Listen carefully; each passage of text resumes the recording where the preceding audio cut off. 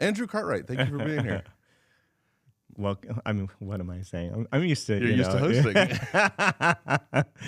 So there's a lot we could talk about. You've got business development, real estate development, loans and finance. There's tons that we could discuss. We've had long discussions about philosophy and all kinds of things in the past.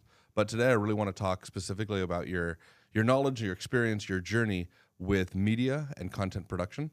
Okay. For those that don't know it, Andrew is a co-owner of this studio, but has also built many, many studios and has a couple really cool ones just built into his house. You also produce a prolific quantity of content. Wow. You've published over 3,000 pieces of content just to your YouTube account. Yes. That's not including all the other platforms. You have over, I think at this point, just about 2 million subs? Oh no, on YouTube about Oh no, I'm sorry, 2 million 700 views. tests. 2 million views. Yeah.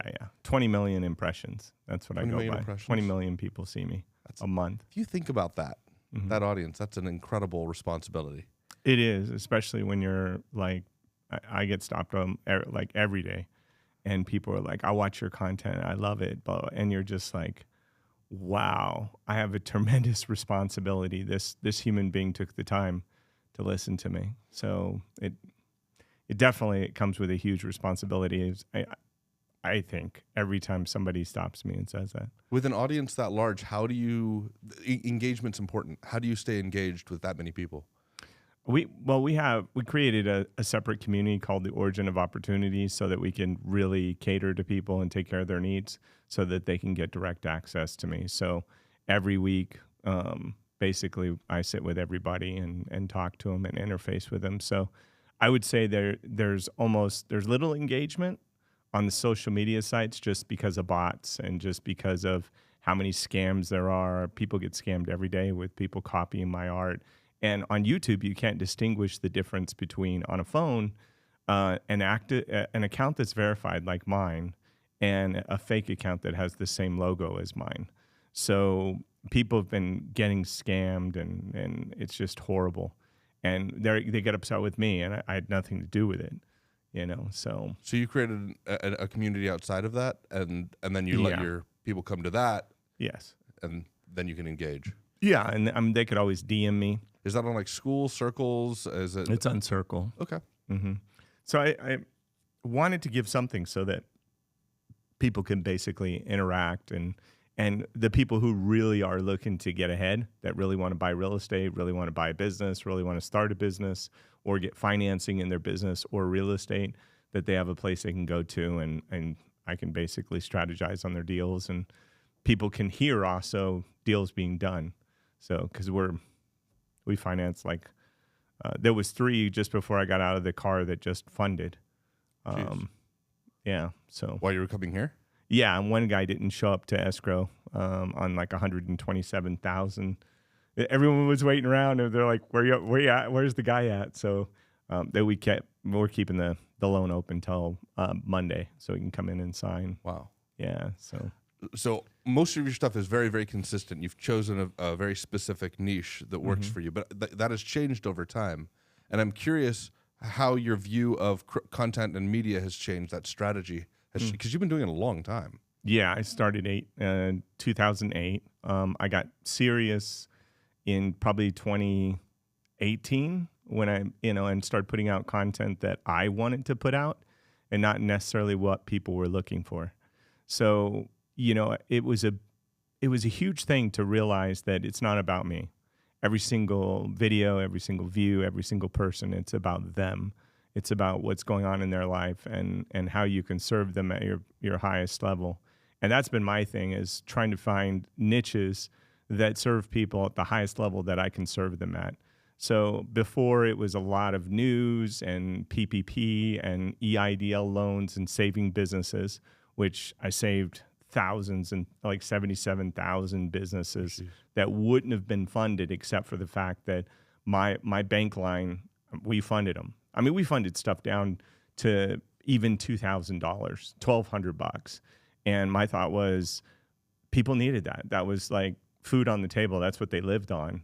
And if $1,200 was 2.5 months worth of income, they desperately needed. You know? So we did that, and we got a lot of flack from banks. And then I threatened to sue like 175 different banks that weren't funding anything that was funding for less than 50,000. So that put out, because the average solopreneur that made $100,000 maxed out at $20,833. So there were real estate agents that were left out of PPP as a result of that. There were insurance people that if they didn't watch my content, they missed out on $20,000 worth of free money, and then another $20,833 legally free money if they were making that. Now, the PPP was all during the COVID during the craziness. COVID. And then as that starts wrapping up, how do you transition from doing PPP content to something else? Well, a lot of the stuff I did in regards to that were news related. So I did 3 videos a day. They were 10 to 12 minutes apiece. I would write and go through articles and figure out which was the top stuff to cover in regards to what was going on. And I did a video, 10 o'clock, 12 o'clock, and 2 o'clock. I did unemployment and employment type video. I did a business type video, and then a news, like what's going on as far as coming down the pipelines and things that were being discussed to actually be put in place.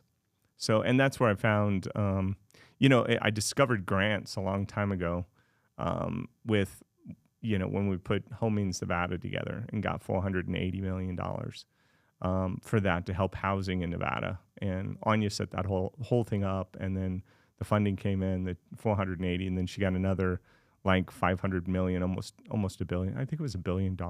And she's still getting grant money for nonprofits that we're on the boards of.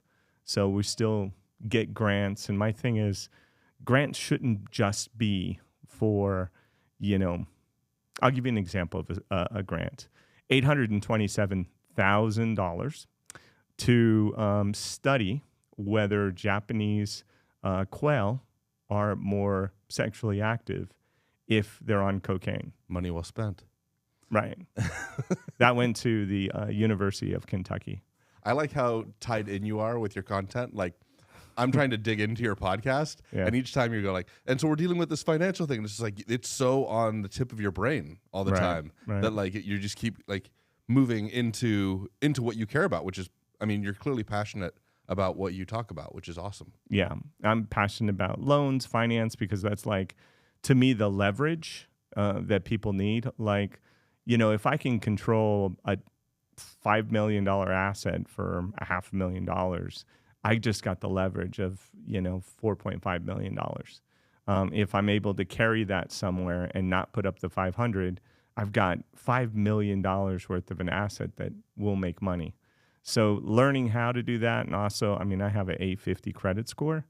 I've lived on business credit for like 4 years when everything crashed in 2008 till it was September of 2008, September 5th. I remember the date specifically. My bank failed, and I went 12.8 million in debt.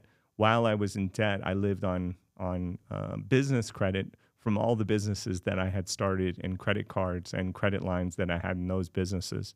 At one point, almost 8.8 million in credit line type money, right? All the way to April 12th, 2012, when I cleared the deck of that $12.8 million and was financially at ground zero. Like, I was starting from broke, from no money. So I remember it was April 12th, 2012. I was at Layer's Coffee Shop out on the patio paying my final $50,000 of the $12.8 million. Oof. So I'll never, like, I can see it in my mind right now. And that was 12 years ago. So going back into the media stuff, because I think that's what the audience of on this course. is going to be. I know. I'm like, I'm ready to go dive into my own. Let's go into content. Let's fix your credit. Let's buy a business. Let's get you rich. Let's get you wealthy. You mentioned that you've done, you were doing 3 episodes a day. Mm-hmm. Now, for most people call me crazy. Yeah, most people, 3 episodes a week is crazy for most people, and unfeasible. How did you do that? Was there systems you put in place? Did you build a team around that? How is that how is that doable? So I started out doing it myself, all of it. And you'll see in the earlier videos, it's very, very off the cuff. It's very rough. It's not as smooth. And then I got a writer to help me formulate the stuff that was there. So we would, basically show up at 7 in the morning, and we would start assembling all the articles and everything that we wanted to cover. And then, we would write up the different section of it. We were doing like, I looked at it like, okay, the most popular thing, people don't like more than 3 things. So one of the ingredients I put in there was, we're not going to do more than 3 core stories. So it was essay form, right? I'm going to hook you with what we're going to talk about, what we're going to go in detail with. And then I'm going to give you a brief outline of that. And then I'm going to go into 3 different parts of that. And then I'm going to wrap it up at the end, so that quickly, because the last thing you want to let people know in a video is that it's done. So when people say, thank you for watching, blah, blah, blah, and then they keep talking, if you lose as much as maybe 4 or 10 seconds on the back of a video, YouTube will penalize you for that. So abrupt endings are much better because your retention doesn't drop off. In fact, one of my editors was adding end screens that were 3 seconds long, and I had drops in views. I went, what is going on, and why is this not being suggested? People are watching it more than normal. We've got great watch time, which is what YouTube is focused on. They want people on the platform, and then it's dropping off. Then I discovered that we added end screens that lasted 2 to 4 seconds. So my editor fought with me about that. I'm like, look at the tail of the last part of the retention. Go into your analytics, check in, because they all have access to my analytics. They go back in, and you can see that you go to that last part, and you can see it drop off every single video, which penalizes me. And it's even worse on shorts. If you have shorts that your last 2 or 3 seconds of a 15-second video is people aren't watching, you can get rid of those 2 seconds, and that short will go viral. That is an amazingly powerful tip. Yeah. I take all this stuff like for granted because I'm just in it every day, 7 days a week. Media is something that, and I beat myself up for not doing more of it, because I like the 3 videos a day. I like working. I love working. So to me, it's very hard to not just, and then at the end of the day, I feel guilty for not getting enough done. Have there been other little things like that you've seen along the way where you made a small little change? Like literally an end screen of 4 seconds could impact a video massively. Most people would never think of that. Yeah. Have there been other things like that have popped up throughout your journey? Yeah, I mean, I watch the drop-off rate when they first come on. Like, if that's really bad, then I think about what I'm doing on my intros, so that it's a little bit more exciting, that actually people will like, well, wow, no, I'll stay here. But at the same point, you can't. It's got to deliver on the promise of the thumbnail and the title. So I think you have to respect your audience in that regard. But I also think that YouTube favors people like talking fast. Like if you look at Alex Hormozy, you look at a lot of things, you'll see the rapid pace of language in content. People get bored quickly. So whenever I'm talking on camera, I'm thinking I need to go as fast as I can to deliver this information in the shortest period of time, so I respect the person who's on the other side and clearly hit all my points and help people with why they came to the video in the first place. So there's no BS, and it's not about me. And that's what I had to learn. That's what I learned hard in 2018. It's not about Andrew Cartwright. It has nothing to do with me.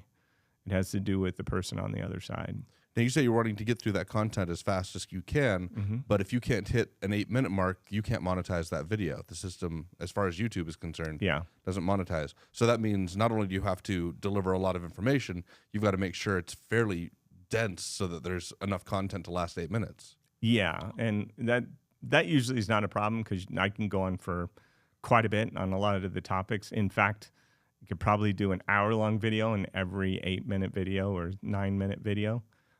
By stretching that out, it's actually compressed to dense information. A longer video probably would be better, and that's where they'll go to the origin of opportunity, and they'll get, Q&A, and we'll sit there and talk through like how do you exactly do this? And then I can, take it step by step. Usually it's just people getting in their own way and they just don't want to have it. So they're stuck because they've never done it. And because they've never done it, they're outside of being able to do it. So they get stuck there. They become uncomfortable with change. Yeah. And yeah, that makes sense. Yeah. So you mentioned a writer, you've mentioned an editor. Mm-hmm. Some people have producers, some people have people that sell ads or get sponsors. If you were to start over again and you had the ability to bring one person in to help you out, what would that one person do? I think the biggest focus would be that's a good one because, and it's really missing is a real creative director. And what I mean by a creative director, that would be somebody who is all up in the analytics, seeing what's trending, looking at news hacking, looking at trend hacking, to figure out what is relevant, what is resonating, and what's happening. And then looking at the niches where you've developed an authority in, which is how YouTube basically starts to suggest your video, is because you've done enough to become an authority in the space. And when you do, then to me, it's like a billboard. Like your homepage is a billboard, and I want to be on your homepage. But that billboard only has like 10 spots. If I can't get on that billboard, when you're driving by the highway of life and you look at your home screen, you're not going to see me. So I have to find ways to be able to get there. And the fastest way to get there is by niching down and focusing on solutions in that particular niche and building yourself out as an authority. And volume and reps and consistency in content is, I think, and determination is just what really drives good content. Is, people come to you because you watch a movie, it's the same thing. You watch a television series, they have what's called the format. That format is specifically designed. You're going to get an experience. So if you watch Shrinking or you watch, any type of show, you're basically, even Breaking Bad is going to, there's a formula that they're going to take you on a journey and then it ends in a certain place and then you move on. But even like Bill Maher has a specific new rules, and people feel nostalgic about the fact that they're going there, they're getting a break with new rules. They're getting somebody in the beginning that's an interview. They're going to get a panelist, and they're going to get their news when they go to Bill Maher. So you're going to get the whole week's news with Bill Maher.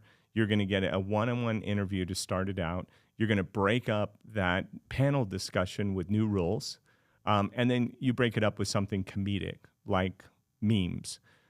That formula, that format is a Bill Maher format. If you copied that same one, you'd get sued. If you tried to do the exact format because they've registered the format. So when they come to you, like he's had a show for 22, 24 years. I mean, if anybody reeks success in the realm of media that's been able to stay consistent, it's Bill Maher. Like, say anything you want about him. Hate his politics, love his politics, whatever. The bottom line is he's not denied his voice. So strong. So you'd have a media guy that was looking at your analytics. So it would be like, again, back to your question, is it would be a creative person that really dug into the analytics, but also looked at my brand and said, who is Andrew Cartwright? What's his self-expression? Like, who does he aspire to be? Not who he's been, not what he's confined to as far as what people, but what is he actualizing to? What is the being that Andrew Cartwright is actualizing to? And then how is it going to resonate and best serve the audience?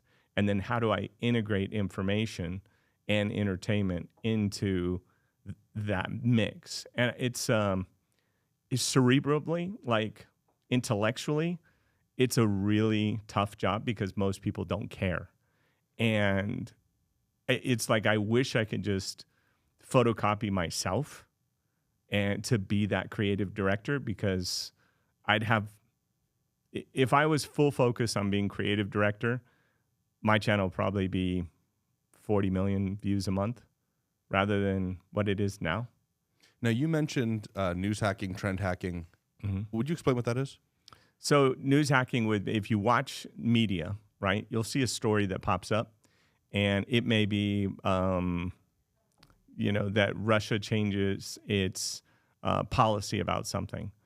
Every single channel will pick that up, and you'll see it in AP, you'll see it on Fox, you'll see it on CNBC, you'll see it on all the news channels. So as that gets pushed, it gets, to YouTube and to Google, and people search to be able to find information about what's being talked about. So if you take and are able to hack into that stream with keywords that are resonating in those articles, that are actually in your scripts, like in your video scripts, then YouTube transcribes every single video. They're all transcribed. So when you're transcribing that video, it's looking at every single word, and then it also looks at keywords that are going to resonate. And if you're popping the keyword for what's in the news and no one else is there, then you're going to jump up to those searches. And is that different than trend hacking, or is that kind of the same type of thing? Trend hacking would be the same thing, except the difference is news hacking. News are trying to create the actual zeitgeist, the actual culture. The news is actually trying to craft a certain culture. Trends come from the user, comes from somebody setting a trend. That's why Elon Musk has been so difficult, right? To really to stifle or to, I mean, he was $2 billion with Tesla, and Ford was $44 billion, right? And then now today, Ford's pretty much $44 billion still, but Tesla's worth $1 trillion, right? He didn't advertise anything, so he's been setting a trend, and that trend's been picked up by other people that have, like, Graham Stephan, who did the Tesla that he got for no money, was a huge video for him. But part of that was Tesla, electricity, Elon Musk, all the other things, and getting a Tesla for free, where that mix took and hacked a trend, and he's brilliant at it. Graham Stephan is probably one of the most brilliant people that I know in the YouTube industry, that understands the thumbnail, the title, the analytics, actually writing relevant information, and knowing the algorithm. I don't think there's anybody that I've seen. In fact, most of the major YouTubers kind of drift off of his passionate intellectual reach into understanding content.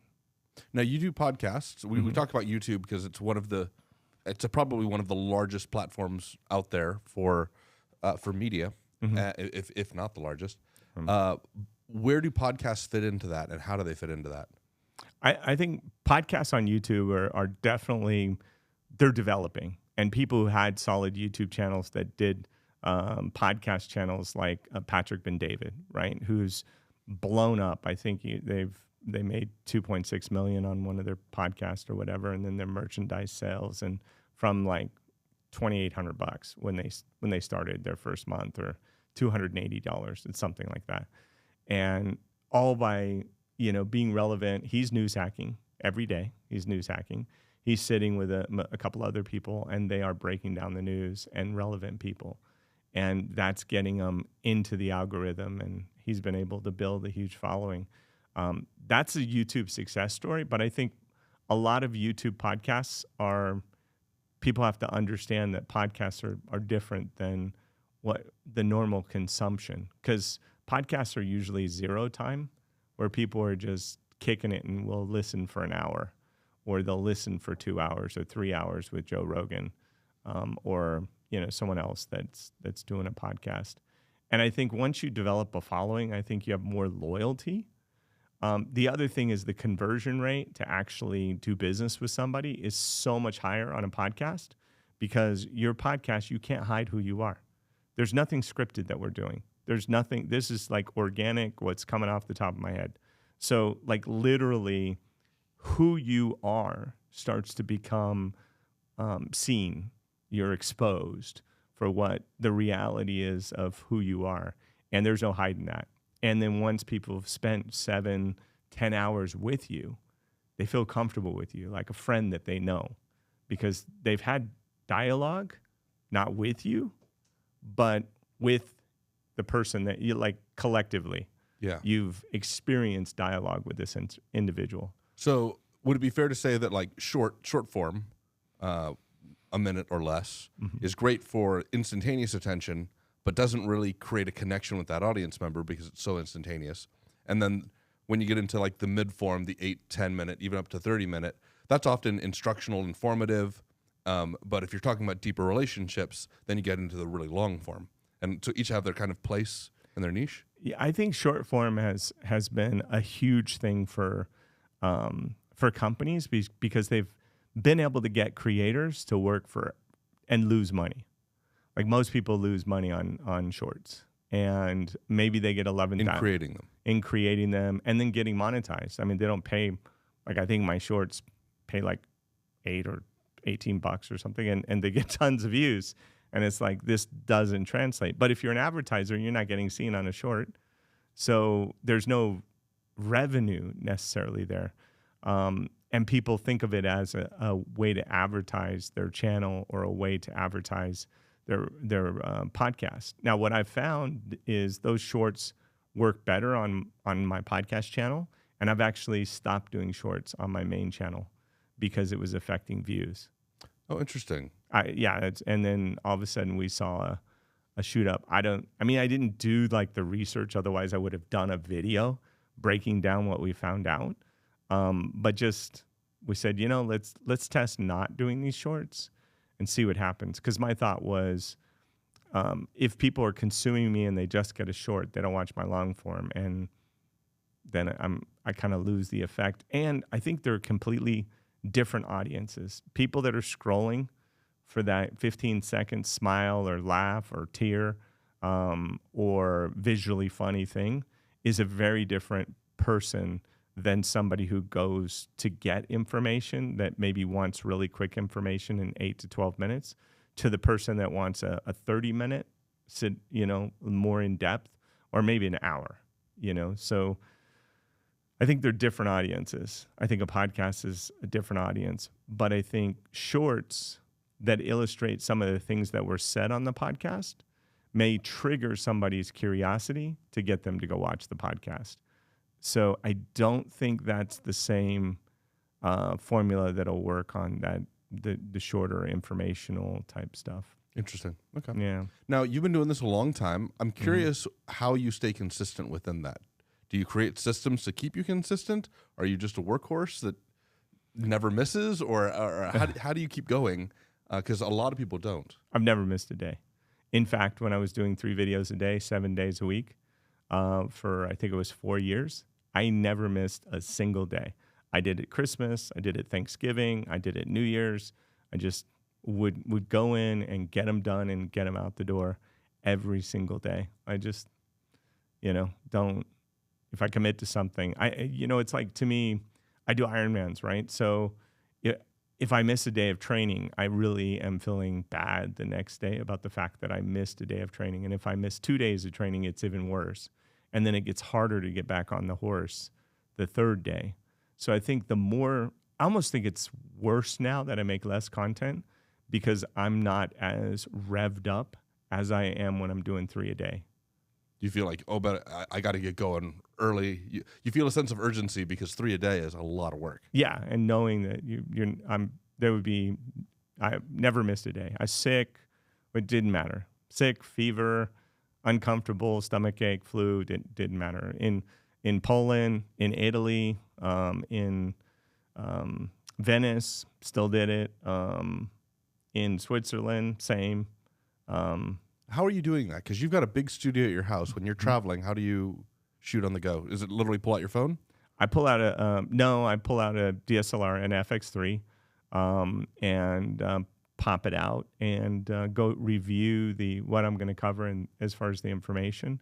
And then I clip on a mic right here into the camera because sound is like more important than the video.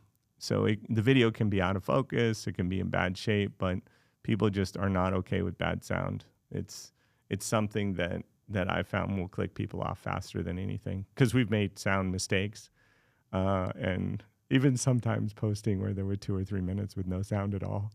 You know, we When I made all was- the mistakes. When I was in junior high school, I took a video course, and we went down to the local public TV station, and a guy gave me this analogy where he said, back in the day, they used to scramble pornographic television, and you had to pay for that to have it unscrambled. Yeah. But people would watch it because they could hear what was going on, and then they would look at the scrambled TV and go, I think I'm making out a boob or whatever, right? They kind of figure it out. Yeah, so they would watch it even though they couldn't Porn see on a anything. budget. Yeah.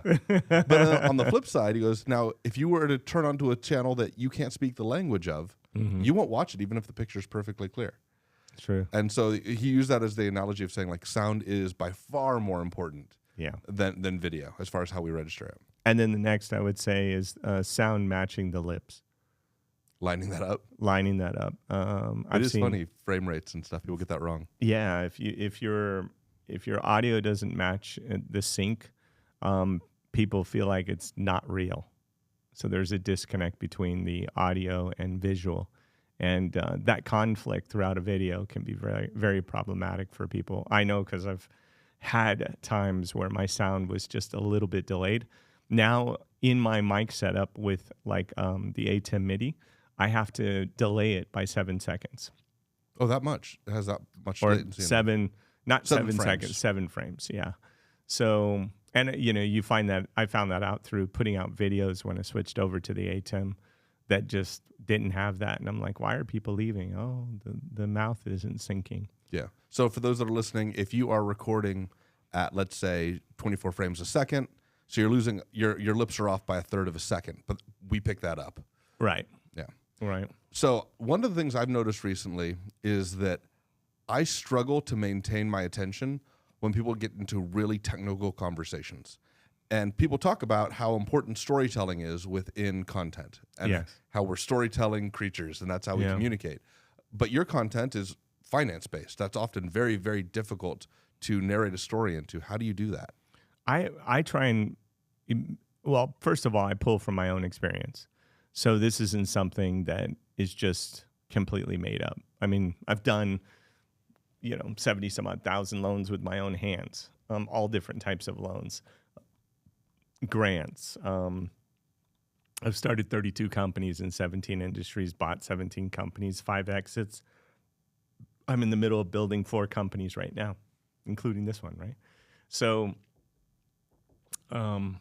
yeah, I think it's being able to resonate and tell a little bit of the story that matches the information that you're about to get. I think if you're straight technical, I think it's people go numb. And as soon as you confuse people, the fastest way to lose anybody is confuse them, talk over their head. So whatever nomenclature, which is a fancy word for an industry language, drop the nomenclature and, talk frankly to people. Like somebody who has no clue about credit or loans or grants or, starting a business or buying a business, talk to somebody who would have no clue of that. Somebody who maybe, a bartender or somebody who works at a gas station or somebody who's like whatever that has no experience in the realm of business. I mean, I think it's important to be kind. And I don't think making it complicated for people is being kind. I think when you take something complicated and make it easy, that's kind. And I think people, I want to be kind to people and I want them to actually get the results. Elon Musk sent out, going back to Elon, he sent out a notice to his business once, and it said, like, we don't use acronyms, we don't use initialisms. And I think that was the reason for it. It's like this insider stuff, people are going to read it, then now they're going to have to check and say, hey, what does it even mean by this? It slows down efficiency. Yeah. Yeah, it happens a lot in government. People list off a bunch of different acronyms that are actually agencies within the government and different, and codes. And it just becomes, even like when you, for example, in the legal system, they use a lot of Latin words. If they used plain English, attorneys wouldn't seem as brilliant as they are. I think they do that both in legal and medical to keep a monopoly in place. Absolutely. The education monopoly, like you've got to learn Latin to know this. Yeah, and if that were the case, why didn't everybody learn Latin in school? Latin's a great language. It's very, how how do you call it, logical, right? And you can interchange words, which makes it perfect for the medical industry, right? But for the legal industry, it just seems like they just wanted to seem Esquire. They wanted to seem above everybody else and confuse you with confusion. Like, why not just say you're asking somebody to come into court instead of calling it a summons, or just different stuff. I'll take and look up the words in documents and cases and go, they could have just said this in plain English. And there's been a push in legal to make it more plain for people to understand. I have a friend that's a doctor, and we'll work out, and asophoretic, I think. He said, you use this term, I think it was asophoretic, but I could be getting that wrong. And I was like, what are you saying? And he goes, oh, you're sweating. And I was like, why didn't you just say sweating? Yeah. Like, that's insane. Why would you? Anyways.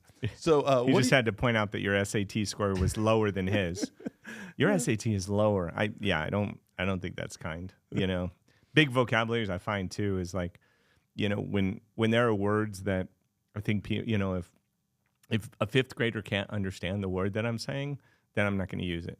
Well, they say that if you're communicating at above a fifth grade level, you actually lose a tremendous amount of your audience. Yeah. And they said that Trump is speaking at a fourth grade level. And I think they mean that as an insult, but it actually might be a compliment that he's figured out a way to communicate with a wider swath of people. Right. And your fourth grader can say, I understood what he said. I know what he's talking about. Yeah. Yeah. Are you doing anything particular to market your content so that it gets out to more people? No, not at all. Not at all. So it's really just quantity and, optimizing for the algorithm. Yeah. I mean, I guess I post on, LinkedIn, and I post on Facebook. I'll post the thing, but I don't think LinkedIn or X, or I don't think they push it at all because they see it's a YouTube video and not an organic video on their platform. I've heard all this stuff from like Gary Vee about making it native to each platform. If you have a big creative team and a big budget and you're getting $250,000 to $500,000 to go speak somewhere, it's probably a little different about how you can do your content strategy, especially when it's your business. Like his business is social media. Like he caught on, he mastered it quickly, and has really kept a pulse on it. Is he suggesting uploading the video to each platform individually, or is he suggesting creating a different piece of content for every platform? Platform specific. Wow, it's a lot of work. Yeah, I mean, he's not wrong. I mean, here's the thing: people consume shorts differently than they consume short form compared to their long format. They consume it differently, and then different platforms. If you go to LinkedIn and you see, comedic stuff, you're like, this doesn't really resonate with the LinkedIn. Like people are there working, looking for jobs, looking for contacts, selling. And if you're not in that culture using the platform for that, then one, the platform's not going to suggest you, which means you don't get seen. And secondly, people that do see it are turned off. I mean, that makes sense, but people's bandwidth, we only have so much time in a day. And for a creator to create that much, if there's 7 social media platforms that they're trying to cater to, and they're trying to post even once a day on each one of those, like who has the time, the availability, the team to pull that off? That seems almost impossible. I think, it comes down to your why. I noticed 6 years ago when I saw Gary Vee popping, and I saw Grant Cardone popping and had made a major shift in focus.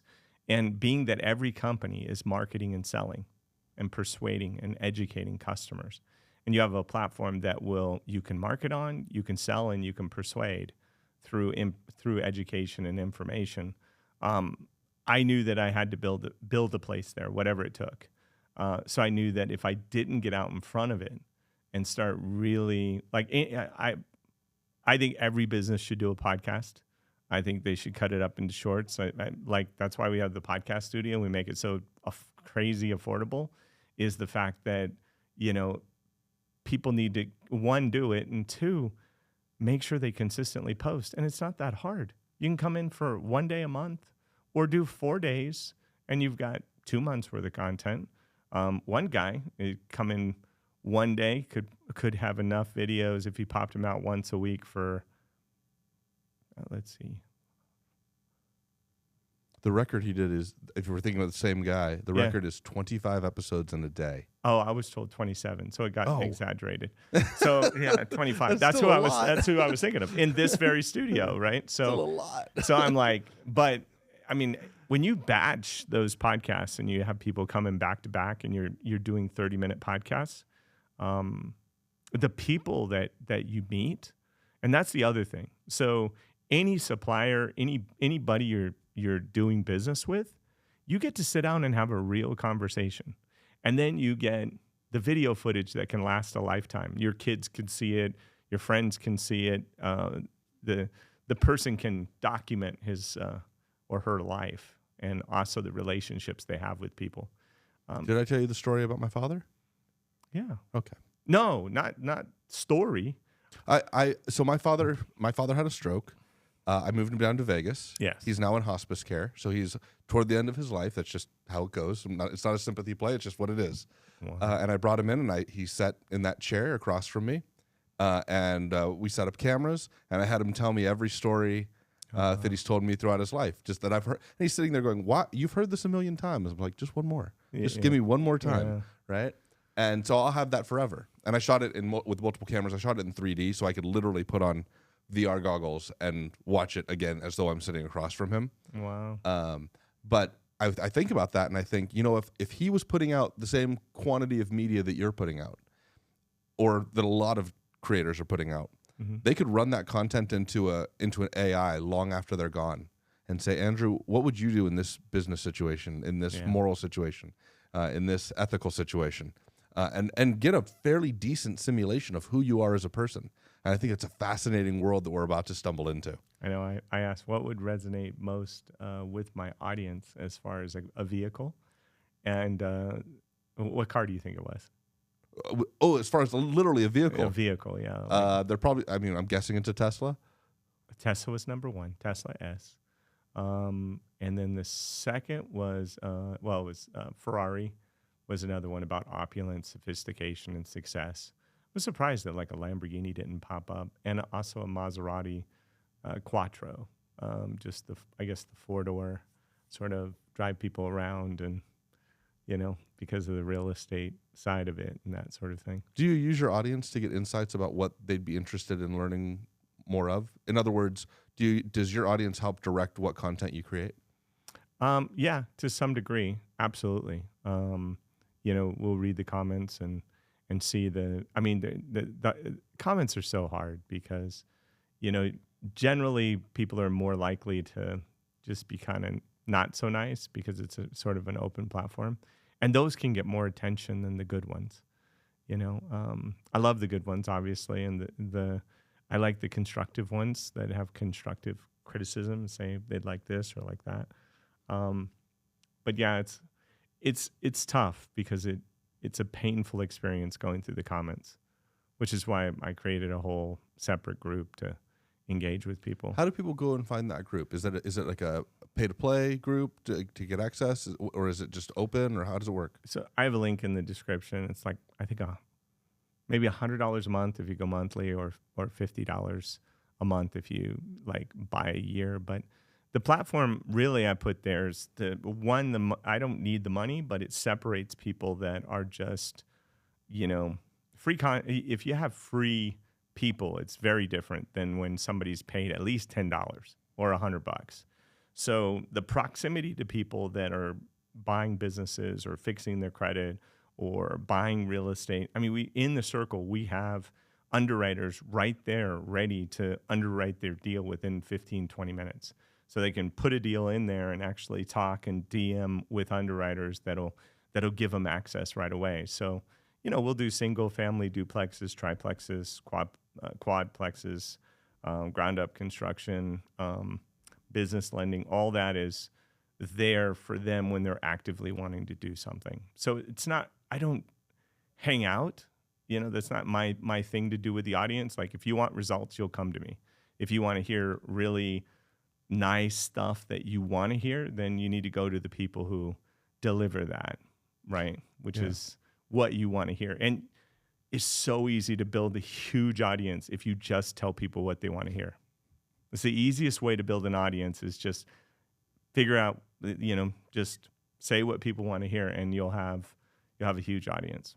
There's an interesting dichotomy where if you want to be around great people, then the problem with great people is they're not the average. No. They're great by nature. They're right? usually introverts. And yeah. They're hard to get at, and Yes. they often are in far realms of our society that don't necessarily communicate with each other. But as many people have said, you are the average of the people you spend the most time with.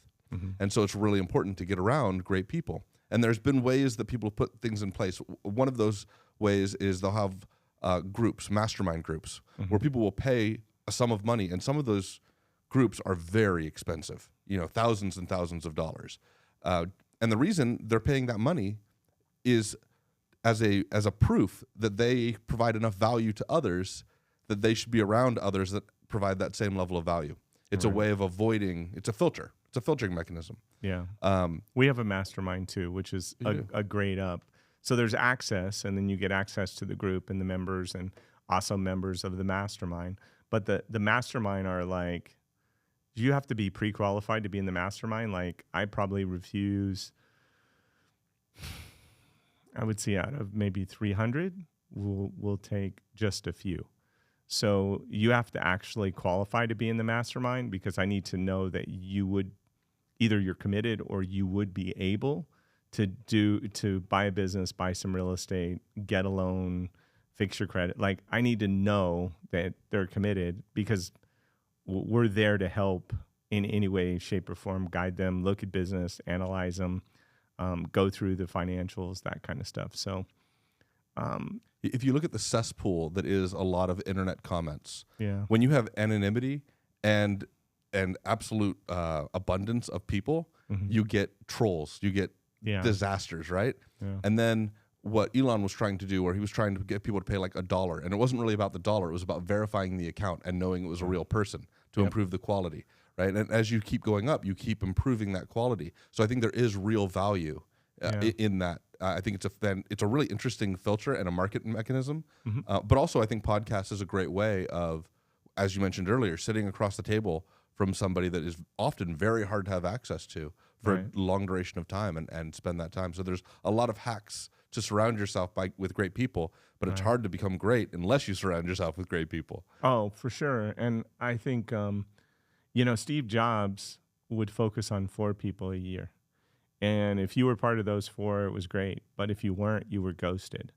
And he was typically building an alliance, whether that was spending time with the head guy at Disney or spending time with, building something with somebody. He was focused on usually about 4 people. And but once he accomplished the goal, then you were ghosted. So he was very mission oriented. And I think, you don't get successful by mistake, although some people have. It does happen. I think of like Mark Cuban with that just lucky hit. He'll even say he's the luckiest guy on the planet, getting that $5 billion from Yahoo, right? For a company that's nothing now, broadcast.com, which goes nowhere now. It used to go to Yahoo, and I guess didn't have maybe didn't have the broadcasting rights to all the college teams to really. That name is such a good name too, broadcast.com. It just seems like, Yahoo. It's weird that luck actually plays a role in success, but Huge. It's one of those things that oftentimes rich people don't want to acknowledge luck because they want to take credit for their success, right? Yeah. And those guys are liars. But there is a factor of luck, but then there's also a factor of skill in seeing the opportunity and being able to strike upon it. Yes. And it's similar to like if you watch poker players, like of course there's luck in how it's a shuffled deck of cards, right? Yeah. But the same people seem to keep winning and ending up at the finalist table every time. For sure. There's a level of skill in that game. I call it equating it to pot, P-O-T, right? The drug? No, like pot. Preparation, meeting opportunity at a certain time. Time is important, and opportunity, but being prepared to be able to see the opportunity and take action on it in time is, I mean, lots of opportunities pass people by all the time. So they got the O and the T, but they haven't prepared for anything, you know? So the more you can prepare yourself for opportunities, the more likely an opportunity will show up and you'll get lucky in time. But I do think there's a huge element of luck. I would have to say at least more than 50% has got to be somewhere in there. Somewhere in there of just luck. Even if I would say that, you know, Harvard did a study and they had people read the newspaper and it had, I think it was the word "the" or something like that. You had to count. And they surveyed people that felt lucky saw more than people who didn't. And if you feel lucky, you're more likely to succeed.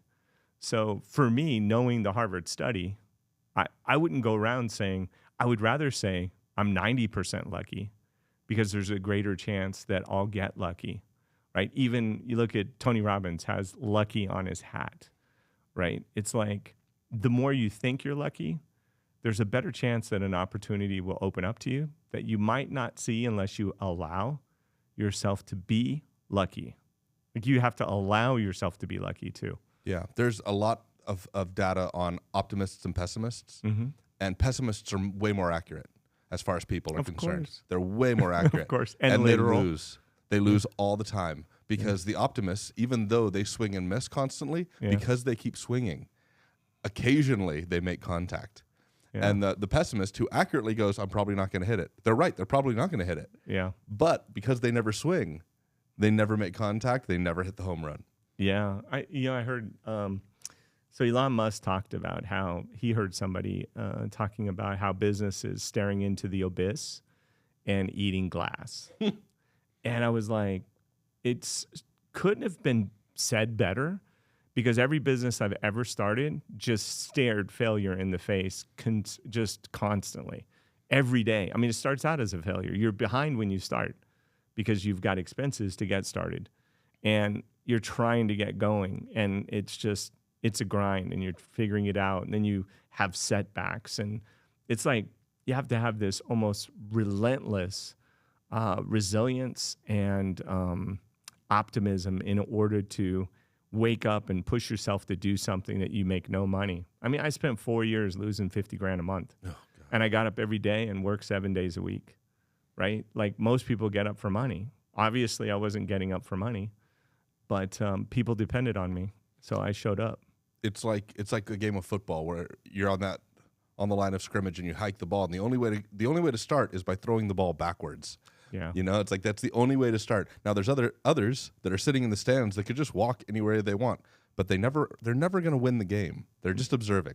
No, for sure. No. For sure. But yeah, I think that optimism is huge. If you're going to start a business and you're not optimistic, I would say don't start. If you know, there is manic optimism, which is just like nonsense. And if you can't get traction on your optimism to where you can actually visualize and see what you could actually produce, a lot of times I'll talk something to death until it becomes a reality in my mind. So people will get exhausted because like he's talking about that again, right? But from a different aspect of it. And they're like, man, this is tiring. But I'm working it out. I'm working everything out that I can until I can't stop myself from doing it. Like I have an obsession with working it out.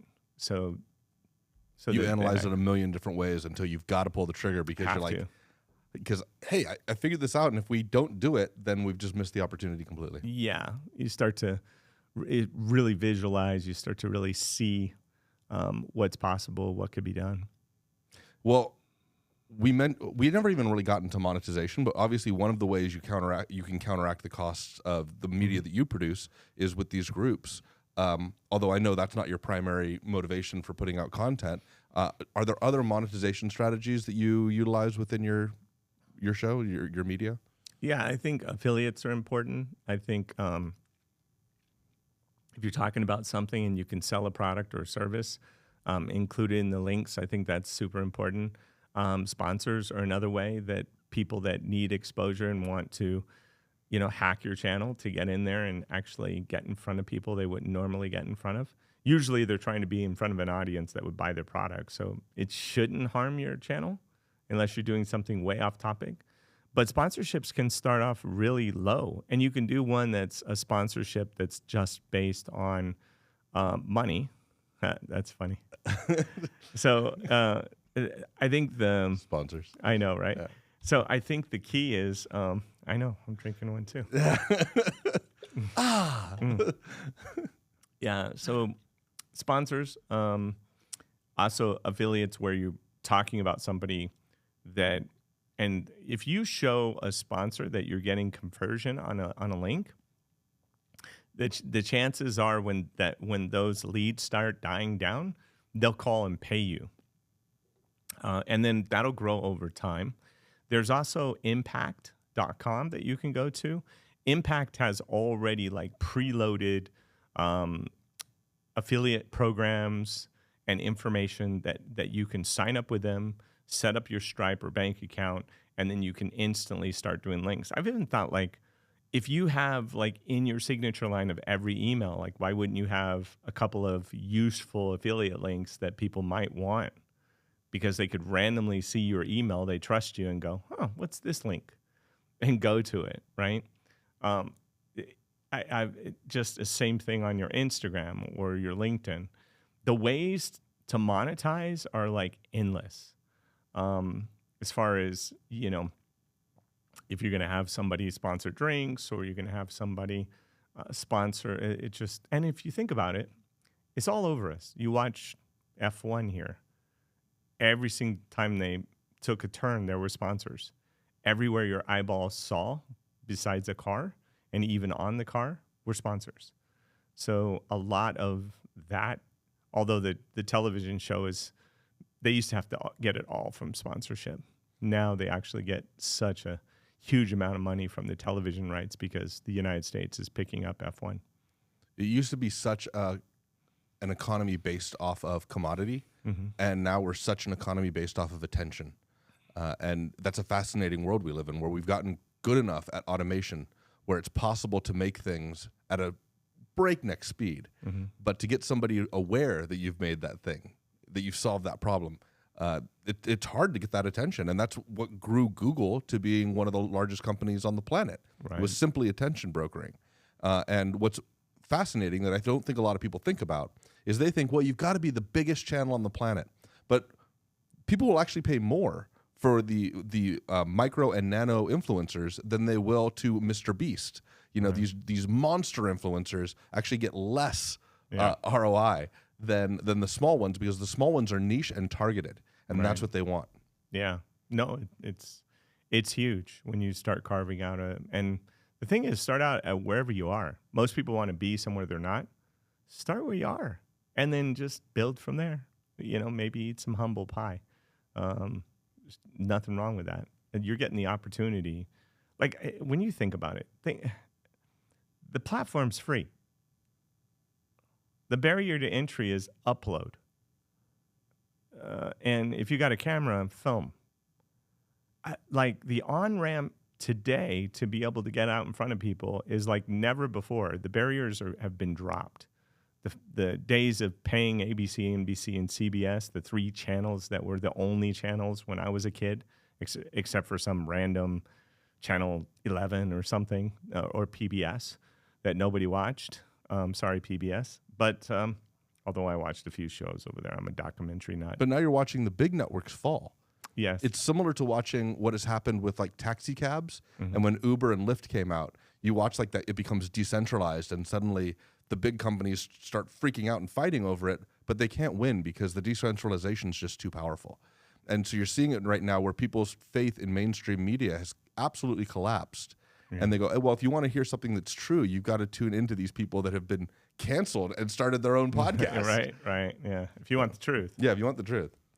Well, speaking of, where can people find you? And I'm going to include all the links that we talked about also below. You can just type in Andrew Cartwright in YouTube or any one of the platforms, Andrew Cartwright. I have a website, andrewcartwright.com. And then we have the Origin of Opportunity, which is our circle, our community. They can come to the podcast studio here and do a podcast with me at the Origin Podcast Studios, which is another spot, because I'm running around here all the time, so love this place. Awesome.